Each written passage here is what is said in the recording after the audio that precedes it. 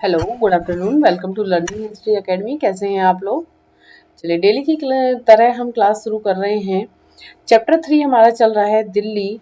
दिल्ली के बारे में हमने समझा कि दिल्ली में किस तरीके से सल्तनत काल की स्थापना हुई, किस तरीके से वंश आए, है ना, किस तरीके से शासन किया गया, किस तरीके से कुछ महिलाएं थीं जिन्होंने शासन किया था, और इसके बारे में हम पढ़ चुके हैं थोड़ा बहुत। जैसे कि हम रजिया के बारे में पढ़ चुके हैं कि रजिया जो थी दिल्ली की शासिका बनी थी, वो भी कुछ समय के लिए, है ना। और ये हम जो पढ़ रहे हैं दिल्ली के बारे में, दिल्ली जो शहर बनता है वो 12वीं शताब्दी में बनता है। इस चैप्टर में हम जो पढ़ रहे थे वो 12वीं से 15वीं शताब्दी के बीच में जो घटनाएं घटी हैं उसके बारे में हम बात कर रहे हैं। इसमें से कुछ मैं आपको बता चुकी हूँ, जैसे कि मैं रजिया के बारे में बता चुकी मैं, और कौन कौन से शासक किस किस शासन में आए वो भी मैं बात कर चुकी हूँ। जैसे कि तोमर वंश हो गया, चौहान वंश हो गया, प्रारंभिक तुर्की शासक हो गए, है ना, और खिलजी वंश हो गए, तुगलक वंश हो गए, शयद वंश हो गए, लोधी वंश। इनका शासनकाल क्या रहा ये देखिए आपके सामने दिया हुआ है। इनको आपको याद करना पड़ेगा, ठीक है। बिना याद किए हुए इनकी डेट याद नहीं रहती, क्योंकि क्वेश्चन यहाँ से बनते हैं, ठीक है। सीक्वेंस में भी पूछ लिए जाते हैं, जैसे कि प्रारंभिक तुर्की के बाद कौन आए, जैसे कि खिलजी वंश आया, फिर इस वंश के बाद कौन सा वंश आया, तुगलक वंश आया। इस तरीके से क्रम वाइज भी पूछ लेते हैं एग्जाम में, राइट। उसके बाद हमने पढ़ा था सुल्तानों के अधीन दिल्ली, ठीक है। उसके बाद हमने न्याय चक्र के बारे में भी पढ़ा था। उसके बाद हमने जन्मसिद्ध अधिकार के बारे में भी बात की थी, कि इस चैप्टर में जन्मसिद्ध अधिकार की बात और लिंग भेद की बात की गई है, किस के पक्ष में बात की गई है, ये भी हमने बात की थी। और हमने रजिया इल्तुतमिश की बेटी जो 1236 में सिंहासन पर बैठी, और मिन्हाज ए सिराज जो इतिहासकार हैं, इन्होंने इसके बारे में क्या कहा, ये सब बात हम लास्ट क्लास में कर चुके हैं। उसके बाद हम कुछ, जैसे कि लास्ट क्लास में हमने पढ़ा था कि रजिया के बारे में पढ़ा था। उसके बाद हमने पढ़ा था जैसे कि दिद्दी बड़ी बहन दिद्दा से निकला है, जो कश्मीर की रानी थी। इसके बारे में बताया, क्वेश्चन यहाँ से बनता है कि जो रानी दिद्दा है वो कहाँ से है, वो कश्मीर से है।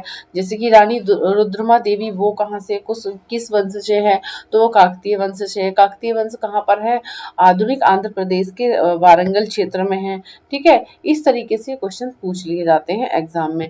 आज का जो हमारा टॉपिक रहने वाला वो है खिलजी और तुगलक वंश के अंतर्गत प्रशासन, नजदीक से एक नजर। यानी कि इस चैप्टर में ये बताया गया है कि खिलजी और तुगलक वंश के अंतर्गत जो राज्य का प्रशासन रहा वो किस तरीके से रहा। यहाँ पर एक नज़र में कुछ चीज़ें बताई गई हैं। पढ़ने के लिए तो इनके बारे में बहुत कुछ है, एक लंबा इतिहास है, ठीक है। लेकिन हम यहाँ जो मेन पॉइंट्स हैं एनसीईआरटी की दृष्टि से हम बात करेंगे, जहाँ से क्वेश्चंस बनते हैं, ठीक है। इसी बेस पर क्वेश्चंस बनते हैं, आप सबको पता होगा, ठीक है।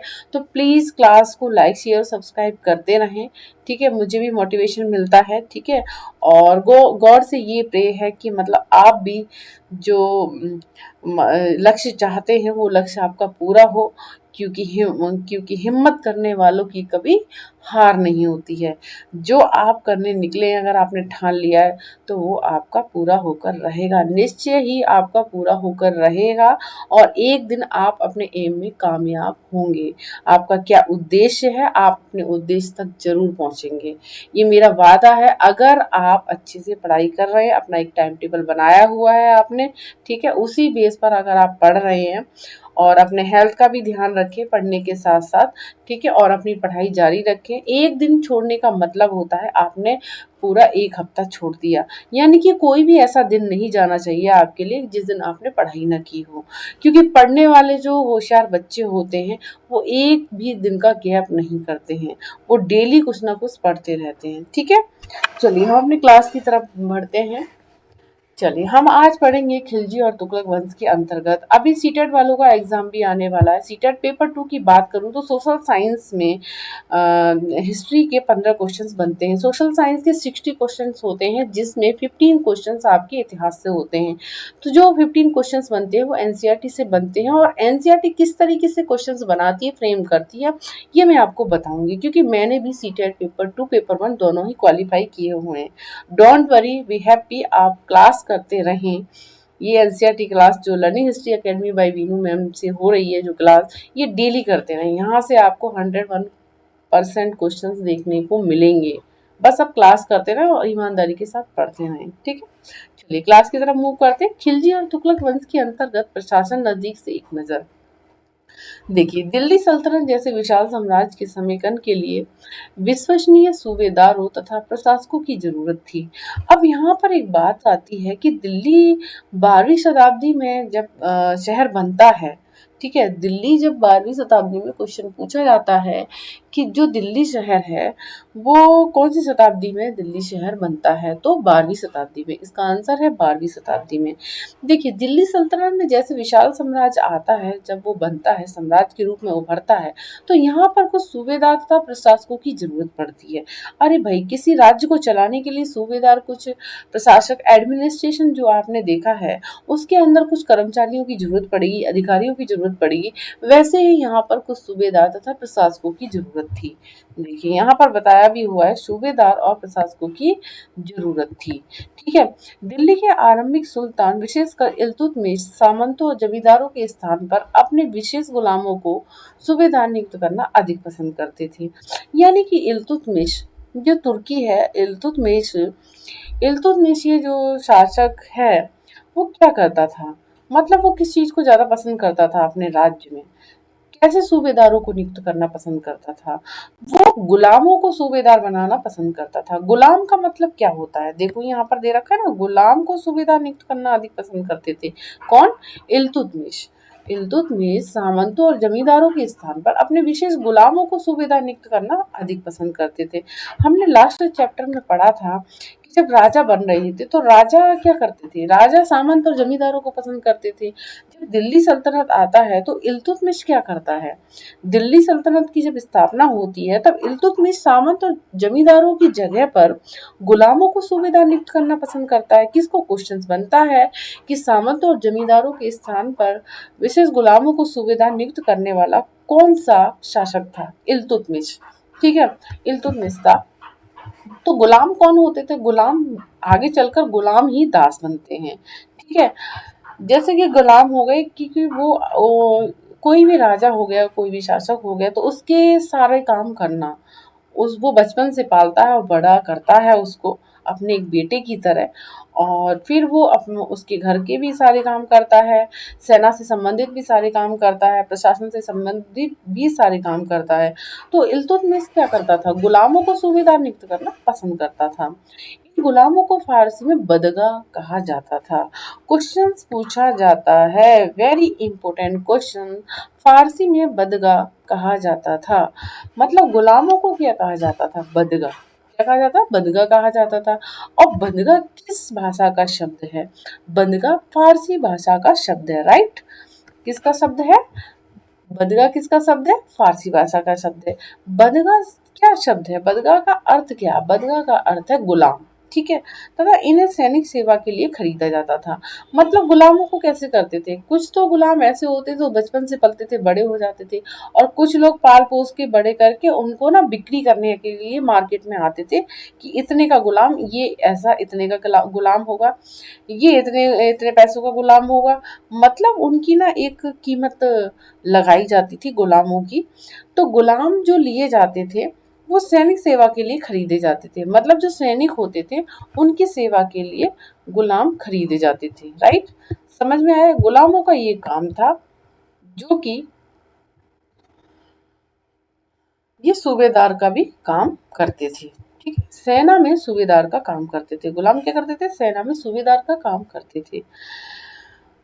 उन्हें राज्य के कुछ बहुत ही महत्वपूर्ण राजनीतिक पदों पर काम करने के लिए बड़ी सावधानी से प्रशिक्षित किया जाता था। मतलब गुलामों को क्या खरीद कर क्या किया जाता था? सैनिक सेवा के लिए खरीदा जाता था। सूबेदार का पद दिया जाता था, है ना। सैनिक सेवा का मतलब होता है सूबेदार नियुक्त किया जाता था गुलाम को, और उनको प्रशिक्षित किया जाता था, यानी कि ट्रेनिंग दी जाती थी। जिस काम पर, किस काम पर? राजनीतिक पदों पर काम करने के लिए उनको ट्रेनिंग दी जाती थी। वे चूंकि पूरी तरह अपने मालिक पर निर्भर होते थे, इसलिए सुल्तान भी विश्वास करके उन पर निर्भर हो सकते थे। गुलाम का मतलब होता ही है कि, गुलाम का मतलब होता है कि मैं आपका गुलाम हूँ क्या? गुलाम का मतलब होता है कि वो अपने मालिक पर पूरी तरीके से निर्भर रहता था, ठीक है। तो आगे हम ये और देखते हैं, थोड़ा फिर बात करेंगे इसमें। खिलजी तथा तुगलक शासक बदगा का इस्तेमाल करते थे। क्या करते थे? खिलजी और तुगलक वंश के जो शासक थे वो बदगा का इस्तेमाल करते थे, यानी कि गुलामों का इस्तेमाल करते थे खिलजी और तुगलक, और साथ ही अपने आश्रित निम्न वर्ग के लोगों को भी ऊंचे राजनीतिक पदों पर बिठाते रहे। मतलब जो तुगलक वंश और खिलजी वंश बदगा का इस्तेमाल तो करते ही थे, साथ में जो उनके ऊपर जो जो उन पर आश्रित थे, जो उन पर डिपेंड थे, खिलजी और तुगलक वंश पे कुछ ऐसे लोग थे, निम्न वर्ग के जो लोग थे, जो आय उनके पास कम होती थी, गरीब होते थे, तो उन पे जो आश्रित थे, तो उन लोगों को भी, जो टैलेंटेड लोग होते थे, तो उनको भी राजनीतिक पदों पर बिठाते थे खिलजी और तुगलक वंश के शासक। ठीक है, ऐसे लोगों को सेनापति और सूबेदार जैसे पद दिए जाते थे, लेकिन इससे राजनीतिक अस्थिरता भी पैदा होने लगी थी। कहने का मतलब है, इन लोगों को क्या किया जाता था, बंधुआ और आश्रित निम्न वर्गों को, लोगों को क्या राजनीतिक पद दिए जाते थे, और सेनापति और सूबेदार जैसे पद दिए जाते थे। ठीक है, इससे क्या था ना, राजनीतिक जो व्यवस्था थी ना, वो अस्थिरता आने लगी उसमें, स्थिरता नहीं रही, स्टेबिलिटी नहीं रही उसमें। ठीक है, स्टेबिलिटी नहीं रही उसमें। ठीक है, एक तरीके से स्थायी नहीं रहे वो। ठीक है, अब चलिए आगे देखते हैं। गुलाम और आश्रित अपने मालिकों और संरक्षकों के प्रति तो वफादार रहते थे, मगर उनके अधिकारियों की प्रति नहीं। अब कहने का मतलब था, जो खिलजी और तुगलक शासक के जो गुलाम और आश्रित थे ना, जो डिपेंड लोग थे, जिनको राजनीतिक पद मिले थे, वो वफादार तो थे अपने मालिक के लिए, लेकिन उत्तराधिकारियों के प्रति नहीं थे। उत्तराधिकारी मतलब जो खिलजी और तुगलक वंश के शासक जो थे, जो उनके उत्तराधिकारी होते थे, जो मतलब उनकी गद्दी पर बैठते थे, जो उनका बेटा होता था, बेटी होती थी, वो गद्दी पर बैठते थे, तो उनके उत्तराधिकारियों के प्रति नहीं होते थे वो वफादार। ठीक है, सुल्तानों के अपने नौकर होते थे। क्या होते थे? सुल्तानों के अपने नौकर होते थे। सुल्तान का मतलब यहाँ पे शासक से लिया गया है। ठीक है, ध्यान रखिएगा। फलस्वरूप किसी नए शासक के सिंहासन पर बैठते ही प्राय नए और पुराने सरदारों के बीच टकराव शुरू हो जाते थे। मतलब कोई भी शासक ना सिंहासन पर बैठता था, तो जो पुराने जो सरदार होते थे ना, उनके बीच क्या होता था, नए और पुराने सरदारों के बीच टकराहट शुरू हो जाती थी। वहां कुछ सरदार थे, तो जैसे ही शासक चेंज होते थे, तो जो सरदार होते थे, सरदार क्या थे, सरदार भी इनसे जुड़े हुए थे। ठीक है, तो क्या होता था ना, आपस में टकराहट शुरू हो जाती थी।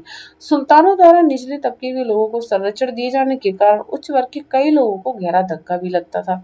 मतलब सुल्तान क्या करते थे, आश्रित लोग थे, है ना, ये देखो मैंने अभी आपको पढ़ाया ना, आश्रित निम्न वर्ग, है ना, तो इनको क्या करते थे शासक वर्ग, उच्च पद दिया करते थे। तो क्या है ना, आश्रित लोगों को, निम्न वर्गों को जब सुल्तान संरक्षण देते थे, मतलब पनाह देते थे अपने यहाँ, तो जो उच्च वर्ग के लोग थे ना, उनको बहुत प्रॉब्लम होती थी। और फारसी तारीख के लेखकों ने निचले खानदान के लोगों को ऊंचे पदों पर बिठाने के लिए दिल्ली के सुल्तानों की आलोचना भी की है। हमने अभी लास्ट क्लास में इसी चैप्टर में पढ़ा था तारीख। तारीख क्या होता है, तारीख, तारीख एक फारसी शब्द है। तो तारीख में क्या आते हैं, लेखक आते हैं, फारसी लेखक आते हैं। फारसी तारीख का मतलब होता है लेखक। तो लेखक, जब लेखक का मतलब क्या होता था, यहाँ पे जो राइटर्स होते थे, तो राजा शासक के सल्तनत काल में क्या करते थे, ये लिखने का काम करते थे राजा के बारे में। तो जो निचले खानदान के जो लोग थे ना, जिनको राजा बहुत मानता था, शासक जिनको मानते थे, निचले खानदान के लोगों को, तो जब राजा इनको ऊंचे पदों पर बिठाते थे, तो दिल्ली के सुल्तानों की आलोचना करते थे। कौन? लेखक। जो लेखक अपने शासक के बारे में लिखते थे, तो इस वजह से ना वो अपने सुल्तानों की आलोचना करते थे। ठीक है, आलोचना करते थे, क्रिटिसिज्म करते थे, यानी कि आलोचना करते थे, मतलब उनको अच्छा नहीं बोलते थे। वो ये कहते थे कि निचले तबके के लोगों को आपने ऊंचे पद क्यों दिए, ऐसा कुछ उनका कहना था। लेखकों का, फारसी तारीख के लेखकों का ये कहना था। राइट, ये समझ में आया आपको? ठीक है, चलिए आगे यहाँ पर देखते हैं अब थोड़ा सा और। बेटों से बढ़कर गुलाम, देखो गुलामों की यहाँ पर क्या प्रशंसा की गई है। ठीक है, देखिए खिलजी और तुगलक वंश के बात हो रही है ना, प्रशासन की बात हो रही है। देखो मैं दिखा देती हूँ, खिलजी वंश में कौन थे, जलाउद्दीन खिलजी और अलाउद्दीन खिलजी। तुगलक वंश में कौन हो गए आपके, खिलजी तुगलक वंश के बारे में बात हो रही, गयासुद्दीन तुगलक, मोहम्मद तुगलक और फिरोज शाह तुगलक। इन दो वंशों के बारे में हम चर्चा कर रहे हैं अभी। ठीक है, सेम चीजें होती थी इन दोनों वंशों में। ठीक है, चलिए अब हम देखते हैं बेटों से बढ़कर गुलाम। सुल्तानों को सलाह दी जाती थी जिस गुलाम को हमने पाला पोसा और आगे बढ़ाया उसकी हमें देखभाल करनी चाहिए। उनकी तकदीर अच्छी हो तभी पूरी जिंदगी में कभी कभी ही योग्य और अनुभवी गुलाम मिलता है। बुद्धिमानों का कहना है कि योग्य और अनुभवी गुलाम बेटे से भी बढ़कर होता है। क्या आपको गुलाम को बेटे से बढ़कर मानने का कोई कारण समझ में आता है? बिल्कुल सही बात है, क्योंकि यहाँ पर जो सुल्तान होते थे ना गुलामों को पाल पोस कर बड़ा करते थे, बेटे की तरह पालते थे और उन पर क्या होता था, अपने बेटे से भी ज्यादा विश्वास करते थे, क्योंकि हर चीज में वो उनके साथ होते थे, इसलिए उन पर इतना विश्वास हो जाता था कि वो एक पिता और बेटे जैसा रिश्ता बनता था इनके बीच में। ठीक है। सुल्तान मोहम्मद तुगलक के अधिकारी जन। अब देखिए मोहम्मद तुगलक के अधिकारियों की बात की जा रही है यहाँ पर। सुल्तान मोहम्मद तुगलक ने अजीज खुमार नामक कलाल शराब बनाने और बेचने वाला। क्वेश्चन बनता है कि अजीज खुमार नामक कलाल इसका मतलब क्या होता है? शराब बनाने और बेचने वाला। क्या? शराब बनाने और बेचने वाला। फिरोज हज्जाज नामक नाई, मनका तंबाक नामक बावर्ची और लड्डा तथा पीरा नामक मालियों को ऊंचे प्रशासनिक पदों पर बिठाया था। देखो इसने मोहम्मद तुगलक ने कैसे लोगों को ऊंचे पदों पर बिठाया था, जैसे कि मनका तम्बाक नामक बावर्ची हो गया, लट्टा हो गया, पीरा नामक माली हो गए, है ना। इनको क्या किया था, उसने ऊंचे प्रशासनिक पदों पर बिठाया था। 14वीं शताब्दी के मध्य के इतिहासकार जियाउद्दीन बर्नी ने इन नियुक्तियों का उल्लेख सुल्तान के राजनीतिक विवेक की नाश और शासन करने की अक्षमता के उदाहरणों के रूप में किया था। आपके ख्याल से बर्नी ने सुल्तान की आलोचना क्यों की थी? बर्नी ने ये बोला था कि आपने नीचे पदों के लोगों को, निम्न वर्ग के लोगों को ऊंचे पद दे दिए हैं, यानी कि आपकी जो राजनीतिक विशेषता है, जो राजनीतिक यहाँ पर जो दायरा है उसका नाश करने का वक्त आ गया। ऐसा कुछ उसका कहना था अपने सुल्तान मोहम्मद तुगलक के बारे में। ठीक है। चलिए इस काल में अब एक थोड़ा सा और, इतना हमने पढ़ लिया, अब हम थोड़ा सा और यहाँ पर देखते हैं क्या है ये। चलिए देखिए पहले वाले सुल्तानों की ही तरह खिलजी और तुगलक शासकों ने भी सेना नायकों को भिन्न भिन्न आकार के इलाकों के सूबेदार के रूप में नियुक्त किया। देखो सूबेदार से ना क्वेश्चन काफी बनते हैं, कैसे बनते हैं मैं बता रही हूँ। सूबेदार सूबेदार पहले वाले सुल्तानों की तरह खिलजी और तुगलक शासकों ने भी सेना नायकों को भिन्न भिन्न आकार के इलाकों को सूबेदार के रूप में नियुक्त किया। मतलब सेना नायक जो थे ना वो अलग अलग इलाकों में डिवाइड कर दिए गए, सेना नायक को अलग अलग इलाके दे दिए गए और वहां पे उनको सूबेदार के रूप में नियुक्त किया गया। सूबेदार का मतलब होता, नियुक्त कर दिया सूबेदार को। सेना नायकों को ध्यान से सुनिएगा, खिलजी और तुगलक शासकों ने पहले की तरह इससे पहले कौन सा वो आया था, खिलजी और तुगलक शासन से पहले तुर्की वंश था। ठीक है, तो वहां पे भी ऐसे ही कुछ हुआ था। चलिए देख लेते हैं। देखो ये रहा, देखिए प्रारंभिक तुर्की हो गए, फिर खिलजी हो गए, फिर तुगलक हो गए। देखो ये प्रारंभिक तुर्की शासक हो गए, फिर खिलजी वंश हो गए, फिर तुगलक वंश हो गए। ठीक है, तो इनकी बात की गई है। मतलब यहाँ पर जो इस बारे में बात हो रही है ना सूबेदार के बारे में, तो ये जो खिलजी और तुगलक वंश है प्रारंभिक तुर्की शासकों की तरह इन्होंने भी ऐसा ही काम किया, तुर्की शासकों ने भी ऐसा ही किया था। मतलब इन्होंने क्या किया, इलाके थे तो इलाकों में एक एक व्यक्ति का काम नहीं था ना सारे इलाकों को एक साथ संभालना। तो तुगलक और खिलजी शासकों ने क्या किया, अपने पुराने सुल्तानों की तरह यानी कि तुर्की शासकों की तरह क्या किया कि उसने सेना नायकों को भिन्न भिन्न आकार के इलाकों के सूबेदार के रूप में नियुक्त किया। जो सेना नायक थे, अलग अलग इलाके थे, उसमें उनको सूबेदार के रूप में नियुक्त कर दिया, सूबेदार बना दिया। अब जब सूबेदार बना दिया तो ये इलाके क्या कहलाए, ये इलाके इक्ता कहलाए। ये क्वेश्चंस बनता है कि इक्ता क्या होता है। इक्ता इलाके होते हैं, ये इलाके क्या कहलाए, सूबेदार के रूप में जो इलाकों में सूबेदार नियुक्त किए गए थे वो इलाके इक्ता कहलाए।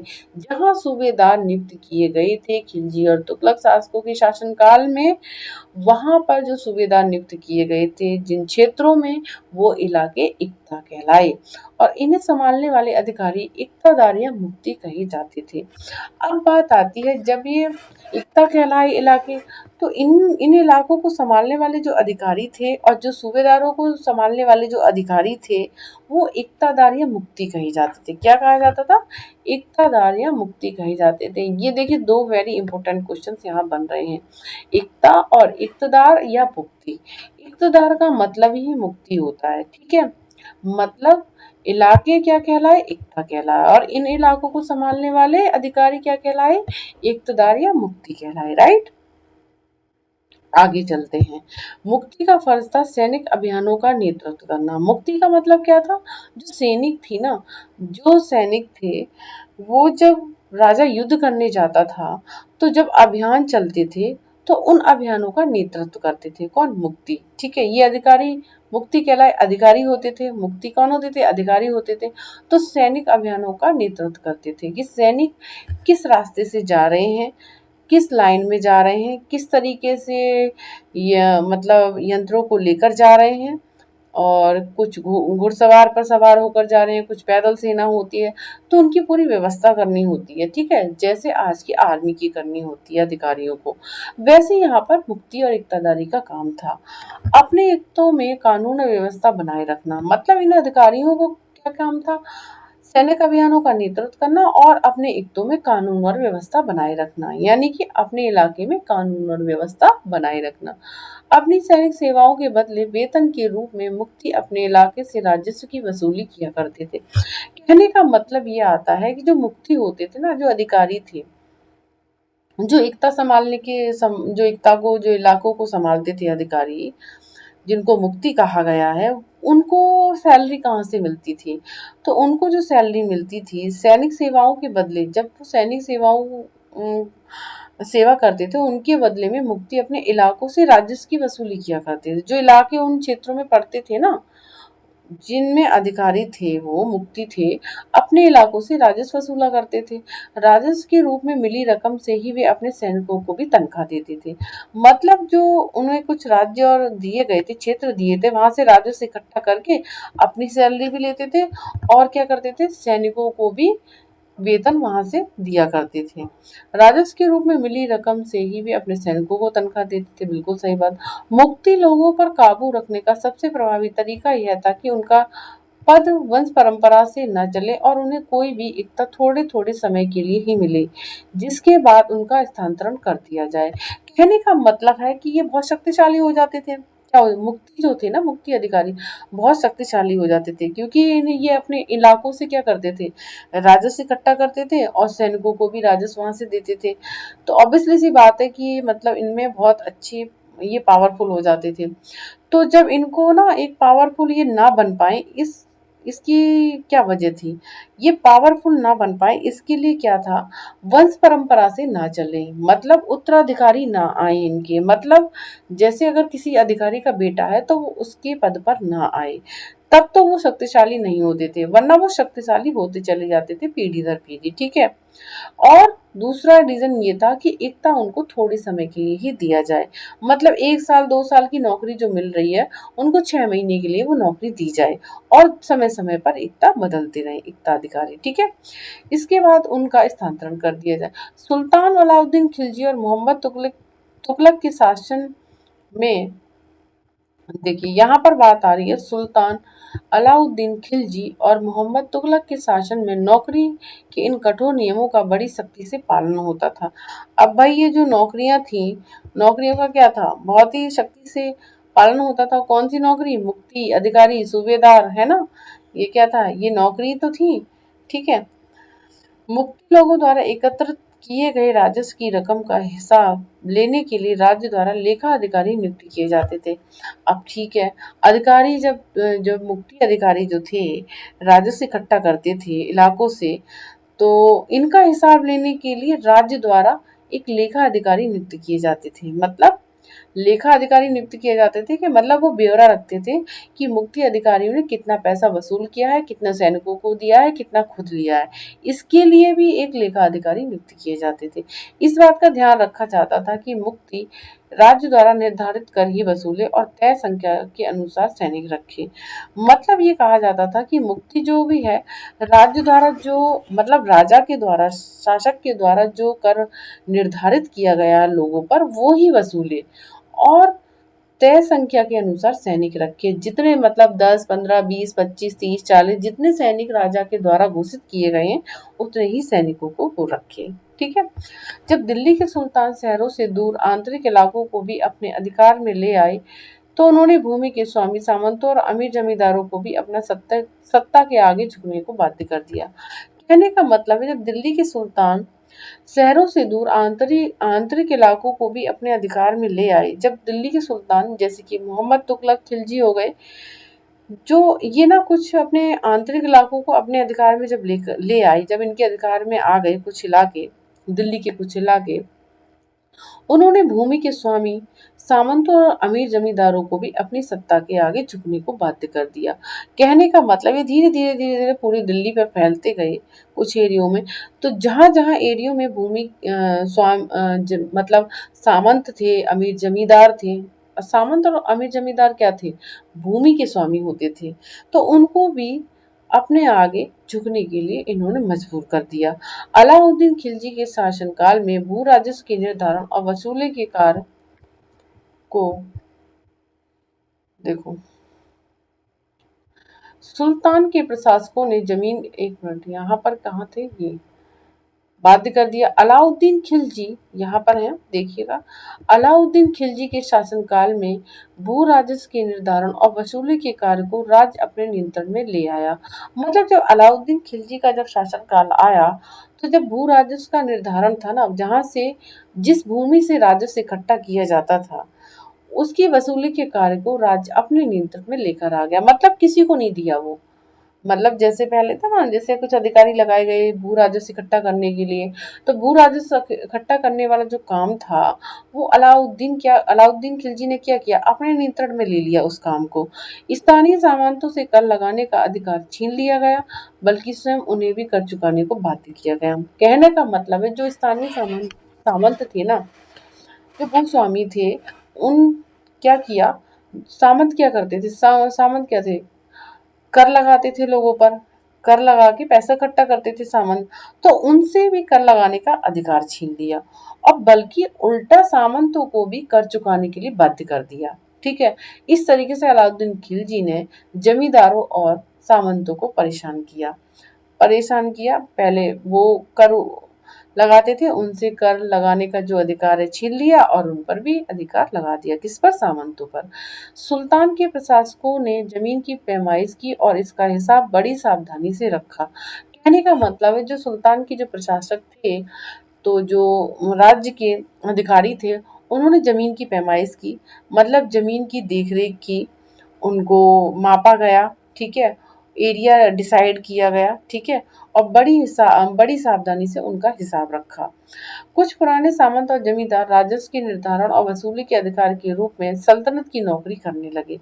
कहने का मतलब है जो कुछ पुराने सामंत और जमींदार जो थे, पहले से चले आ रहे थे, राजस्व के निर्धारण और वसूली के अधिकारी के रूप में सल्तनत शासनकाल में नौकरी करने लगे। इन्होंने क्या किया, सामंत और जमींदारों ने, मतलब ये सामंत और जमींदारों से कर वसूलने का अधिकार तो राजा ने छीन लिया, अलाउद्दीन खिलजी थे, उन्होंने छीन लिया। ठीक है। तो इन्होंने क्या किया, सामंत और जमींदारों ने यहाँ पर शासक के यहाँ पर आके सल्तनत काल की नौकरी करने लगे, है ना। और ऐसे नौकरी करने लगे और वसूली करने लगे लोगों से नौकरी के रूप में। ठीक है। अपने तरफ से नहीं, नौकरी के रूप में वसूली करने लगे। उस समय 3 तरह के कर थे। अब देखिए, अलाउद्दीन खिलजी के समय कौन कौन से और खिलजी वंश और तुगलक वंश के बीच में कौन कौन से कर लगाए गए थे। उस समय 3 तरह के कर लगे थे। कब? खिलजी वंश और तुगलक वंश के समय में कृषि पर जिसे खराज कहा जाता है, वेरी इंपॉर्टेंट क्वेश्चन बनता है यहाँ पर, और जो किसान की उपज का लगभग 50% होता था। नंबर 2 मवेशियों पर लगाया गया, नंबर 3 घरों पर लगाया गया। कहने का मतलब है नंबर 1 कृषि पर लगाया गया कर, नंबर 2 मवेशियों यानी कि जानवरों पर लगाया गया, जैसे कि आपके भैंस हो गई, गाय हो गई, पालतू जितनी भी बकरी हो गई, जिनसे हमें कुछ चीजें प्राप्त होती थी, जैसे दूध हो गया, है ना, दूध से बहुत सारी चीजें बनती थी, तो उन पर कर लगाया गया। और घरों पर, जिस घरों में लोग रहते थे उन पर कर लगाया गया। अब बात आती है कि कृषि पर लगाया जाने वाला कर क्या कहलाया, वो खराज कहलाया। क्वेश्चन बनता है कि खराज क्या है। खराज कृषि पर लगाया जाने वाला कर है जो तुगलक वंश और खिलजी वंश के शासनकाल में लगा था। इस तरीके से क्वेश्चन बनता है। और जो खराज है वो किसान की उपज का कितना होता था, तो 50% होता था। कितना? 50%। ध्यान रखिए, ठीक है। ये 3 कर उस समय लगाए जाते थे लोगों पर, और इन करों से वसूली की जाती थी। ठीक है। ये याद रखना जरूरी है कि इस उपमहाद्वीप का काफी बड़ा हिस्सा दिल्ली के सुल्तान के अधिकार से बाहर ही था। कहने का मतलब है इस उपमहाद्वीप का काफी बड़ा हिस्सा था ना, वो दिल्ली के सुल्तानों के अधिकार से बाहर ही था। दिल्ली से बंगाल जैसे सुदूर प्रांतों का नियंत्रण कठिन था। कहने का मतलब है जब दिल्ली से बंगाल की बात जब आती है तो वहां बंगाल पर नियंत्रण करना बहुत मुश्किल था, और दक्षिण भारत की विजय के तुरंत बाद ही वह पूरा क्षेत्र फिर से स्वतंत्र हो गया। यहाँ तक कि गंगा के मैदानी इलाकों में भी घने जंगलों वाले ऐसे क्षेत्र थे जिनमें जिनमें बैठने में सुल्तान की सेनाएं अक्षम थीं। स्थानीय सरदारों ने इन क्षेत्रों में अपना शासन जमा लिया।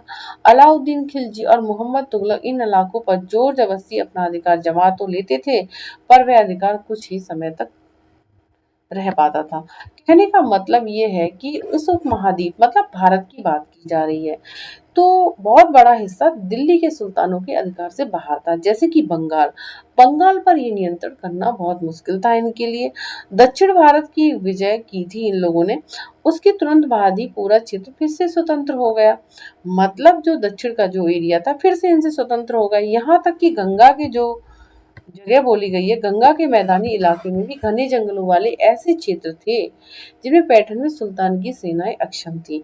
मतलब गंगा के मैदानी इलाकों में ऐसे घने जंगल थे जिसमें सुल्तानों की सेनाएं सक्षम नहीं थी, अक्षम थी, मतलब काम करने लायक नहीं थी। स्थानीय सरदारों ने इन क्षेत्रों में अपना शासन तो जमा लिया, मतलब स्थानीय सरदारों ने इन क्षेत्रों में शासन जमाया। अलाउद्दीन खिलजी और मोहम्मद तुगलक इन इलाकों पर जोर जबरदस्ती अपना अधिकार जमा तो लेते थे, पर अधिकार कुछ ही समय तक टिक पाता था। ठीक है, क्योंकि यहाँ की जो जनता थी इनको टिकने नहीं देती थी। आगे का जो रह गया है उसमें हम कल बात करेंगे। तो इसमें हम अभी थोड़ा सा और पढ़ेंगे। इस काल में खराज, किस काल में? अलाउद्दीन और तुगलक वंश के बारे में बात हो रही है। इस काल में खराज के अलावा कुछ अन्य कर भी लगाए गए थे। अब देखिए कौन से कर थे भाई। देखो, खुम्स। खुम्स एक है ना, ये वेरी इंपॉर्टेंट है, इसे देखिए ध्यान से सुनिएगा, क्वेश्चन यहाँ से बनते हैं। ठीक है। युद्ध में लूटे गए माल पर लगने वाला कर, मतलब युद्ध जब होता था तो युद्ध में बहुत सारा माल मिलता था, लूटने पर बहुत सारा माल होता था, सोना चांदी जो भी है, खाने पीने की बहुत सारी चीजें होती थी, उस कर को खुम्स कहते हैं। ठीक है। इस धन का 1/5 सुल्तान का एवं 4/5 सैनिकों का होता था। मतलब जो खुम्स होता था, खुम्स कर जो होता था, पूछा जाता है खुम्स कर दो लोगों के बीच में बांटा जाता है, सुल्तान और सैनिकों के बीच में। सुल्तान का कितना हिस्सा रहता था इस धन का? 1/5, और सैनिकों का 4/5, मतलब सुल्तान का ज्यादा रहता था और किसान और सैनिकों का कम रहता था। देखो ये दे रखा है, ये जो कर हो गया सुल्तान का हो गया, और ये 4/5 आपका सैनिकों का हो गया। ठीक है। अब बात हम करते हैं जकात। जकात क्या है? देखो, खुम्स पढ़ लिया, खराज पढ़ लिया, अब आता है जकात। यह एक धार्मिक कर था जो मुस्लिमों की आय का 2.5% या 1/40 भाग था। लोकप्रिय मतों के अनुसार इसका आरंभ पैगम वर्ग के द्वारा किया गया था। इसे सभी मुस्लिमों के लिए अनिवार्य कर दिया गया था। सल्तनत एवं मुगल काल में व्यापारियों से आयात निर्यात पर 2.5% जकात वसूला जाता था। अब देखो जकात क्या था। जकात एक धार्मिक कर था। क्वेश्चन पूछा जाता है जकात क्या था। जकात एक धार्मिक कर था जो मुस्लिम की आय पर लगाया गया था। मुस्लिमों को, जो मुस्लिम व्यापारी होते थे, उनको जो आय होती थी, इनकम जो होती थी, उस पर 2.5% लगता था, यानी कि 1/40 भाग लगता था। ठीक है, कर। और ये जो कर था पैगंबर के द्वारा किया गया था तय। ठीक है, कुछ मतों के अनुसार। ठीक है, और दूसरा कर, ये जो कर था सल्तनत एवं मुगल काल में व्यापारियों से आयात निर्यात पर 2.5% जकात वसूला जाता था। मतलब सल्तनत और मुगल काल दोनों की बात की गई। अभी हम सल्तनत के बारे में पढ़ रहे हैं, आगे जाके हम मुगल काल में भी पढ़ेंगे। ये क्वेश्चन याद रखिएगा, पूछूंगी वहां पर। ठीक है, सल्तनत एवं मुगल काल में व्यापारियों से आयात निर्यात पर 2.5% जकात वसूला जाता था। ठीक है, जो मुसलमान थे उनसे ये कर वसूला जाता था। कौन सा? जकात। ठीक है, आयात निर्यात जो होता था, एक्सपोर्ट इंपोर्ट जो होता था, उस पर 2.5% जकात वसूला जाता था। जजिया, जजिया कर क्या है? यह गैर मुस्लिमों से लिया जाने वाला कर था जो उन्हें जिम्मी या संरक्षित नागरिक का दर्जा प्रदान करता था। ठीक है, सल्तनत काल में इसकी वसूली खराज के साथ होती थी। खराज, खराज हमने अभी पढ़ा है ना, खराज कृषि, कृषि पर लगने वाला कर। जो ये जजिया कर था ना, जजिया कर के साथ ही खराज भी ले लिया जाता था साथ के साथ। अब जजिया कर क्या था? जजिया जो कर था वो मुसलमानों पे नहीं लगता था, जो मुसलमान नहीं थे उन पर लगता था। ठीक है, अभी हमने पढ़ा कि जकात तो मुस्लिम लोगों पे लगता था, धार्मिक कर था। ठीक है, और व्यापारियों पे भी लगता था। ठीक है, और दूसरा यहाँ पर हमने जजिया कर जो बोला है, ये मुसलमानों पे नहीं लगता था, जो मुसलमान नहीं थे उन पर लगता था। मतलब उन्हें जिम्मी संरक्षित नागरिक का दर्जा देने के लिए लगता था। और जजिया कर जो ज्यादातर है ना, वो खराज जो वसूली जाती थी, खराज कर वसूला जाता था, उसके साथ लिया जाता था। खराज यानी कि कृषि कर जो लिया जाता था, उसके साथ जजिया कर को भी साथ में लिया जाता था। अब क्वेश्चन यहाँ बनता है कि जकात क्या है? जकात मुसलमानों के द्वारा वसूला जाने वाला कर था, और जजिया जो मुसलमान नहीं थे, गैर मुस्लिम थे, उनसे वसूला जाता था जजिया कर। तो आज के बारे में हमने इतना पढ़ा। ठीक है, हमने क्या पढ़ा? गुलाम के बारे में पढ़ा, गुलाम के बारे में पढ़ा, गुलाम को क्या कहा जाता है, बंदगा कहा जाता है, ये सब हमने पढ़ा। ठीक है, मोहम्मद तुगलक के बारे में पढ़ा, कर और आपके जो कर थे उनके बारे में पढ़ लिया, किस तरीके से जमींदारों को और सामंतों से कर वसूलने का अधिकार छीन लिया गया था इस समय में। ठीक है, और किस तरीके से सामंत और जमींदार इनके शासनकाल में नौकरी करने लगे थे। ठीक है, ये सब हमने यहाँ पे इस प्रशासन में पढ़ा। किस तरीके से एकता थे, एकतादारी थे। ठीक है, किसको एकता बोला गया है, किन अधिकारियों को एकता बोला गया है। ठीक है, तो ये क्वेश्चन बनते हैं, मुक्ति कौन थे, एकता कौन थे, है ना, ऐसे क्वेश्चन बनते हैं। तो आज के लिए इतना ही रहेगा। कल हम जो पढ़ेंगे 15वीं तथा 16वीं शताब्दी में सल्तनत के बारे में पढ़ेंगे, कुछ थोड़ा सा आगे से। लेकिन इस चैप्टर में जो बताया गया 12वीं से 15वीं शताब्दी, और थोड़ा सा कल हम आगे हट के बात करेंगे 15वीं से 16वीं शताब्दी के बीच में। ठीक है, और कल ये चैप्टर आपका कंप्लीट हो जाएगा। प्लीज जिन लोगों ने लाइक शेयर सब्सक्राइब नहीं किया है, तो प्लीज लाइक शेयर सब्सक्राइब करते रहें, शेयर करते रहेंगे, बाकी बच्चों को भी क्लास मिलती रहेगी। ठीक है, तो आप लोग पढ़ाई करते रहें और एनसीईआरटी क्लास डेली देखते रहें। वेरी इम्पोर्टेंट, मस्ट है ये क्लास करना आप लोगों के लिए। अगर आप इतिहास के स्टूडेंट्स हैं, हिस्ट्री स्टूडेंट्स हैं आप, तो आपको एनसीईआरटी हिस्ट्री पढ़ना मस्ट है। बिना एनसीईआरटी पढ़े आपका कुछ भी नहीं होने वाला है। ठीक है, मैं बस ये कहती हूँ जो भी आपका उद्देश्य हो, उस उद्देश्य को आप पा सके। अगर मेरे चैनल से नहीं तो किसी और चैनल से भी आप पढ़ सकते हैं, लेकिन हिस्ट्री पढ़ने के लिए आपको एनसीईआरटी पढ़ना मस्ट है। ठीक है, तो मिलते हैं कल फिर से, थोड़ा सा रह गया है इसमें, मिलते हैं कल इसी समय। Bye bye, take care.